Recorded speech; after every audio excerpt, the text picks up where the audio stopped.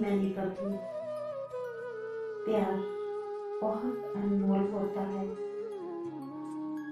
किसने कहा था? क्यों कहा था? कब कहा था? और कैसे कह दिया? क्या उस शख्स को सच में प्यार मिला होगा? सच्चा प्यार? नहीं नहीं, ये कैसे हो सकता है? क्योंकि सच्चे प्यार का तो कोई वजूद ही नहीं होता। मैंने तो कभी नहीं देखा। क्या होता है ये? कैसा होता है? और कौन करता है ये सच्चा प्यार?